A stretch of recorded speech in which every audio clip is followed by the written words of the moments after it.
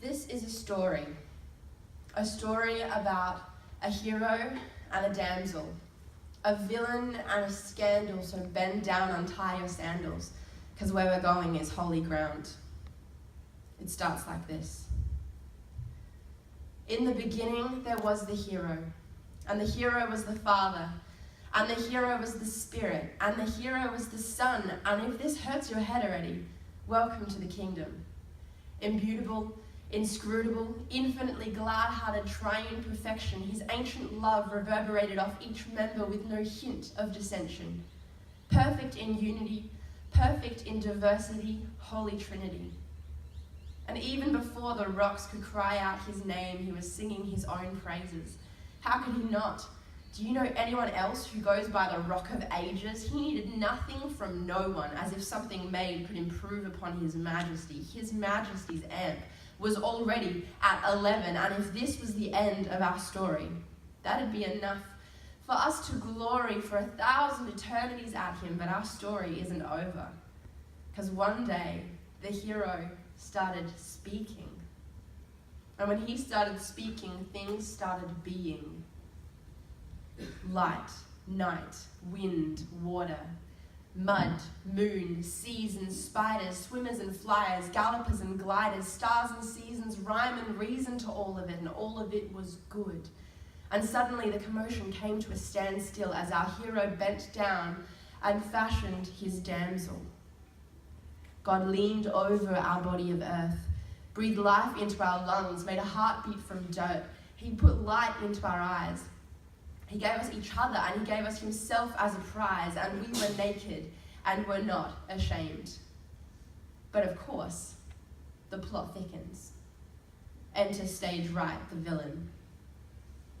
The serpent was craftier than any beast in the garden. He made a beeline for the tree line, and he found Eve and her husband, and in less than 50 words, he convinced perfectly satisfied people they were starving to death. And since that day, God's damsel has known nothing but starving to death. The poison of asps is heavy on her breath.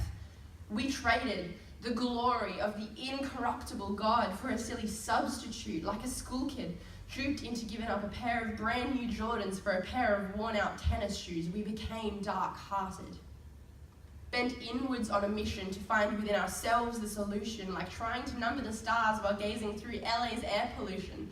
We couldn't see. And we fell in love with lesser things. And we bought them each a diamond ring, and we betrayed our maker, our husband, our king. Let me clarify. Because this doesn't just apply to the treacherous and the murderous. Even the best of us are as bad as the worst of us. Outwardly clean, but inside full of dead man's bones. Like the Taj Mahal, it looks good and all, but there's nobody home. And one terrible day, we looked around, but there was no more villain to be found. He had crawled inside of us like a virus, rewired us, and now the damsel is the villain as well. We tied our own selves to the train tracks. The horn blows, and careening towards us is 10,000 tons of God's wrath. The sound is so loud you can barely hear the screaming chorus. Who will save us from the body of this death? Enter stage left. Jesus of Nazareth. The Word became flesh and dwelt among us. He came lowly, perfectly holy. He came like a groom on his way to the altar to meet the bride, and for the dowry he had no cash, so he paid with his life. Are you shocked by the consequence of sin? Be more shocked at the mercy of him. Couldn't free ourselves, so Christ became our freedom.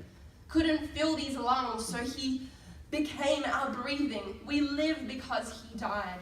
Once a harlot, now a bride. Sins were scarlet, now made white. Perfect by proxy. Saved by a surrogate. Holy through him, the hero and the damsel are one once again. But wait, I haven't told you the best part yet.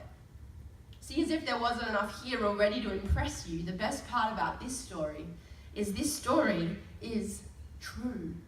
The only fairy tale that's not a fairy tale. So long, Mother Goose. Farewell, Dr. Zeus. This here is the genuine article God made. We strayed. God's love displayed. God-man gives grace, stands in our place. Our sins erased, debt paid always. So fall on your face and give God all praise. So let's sing.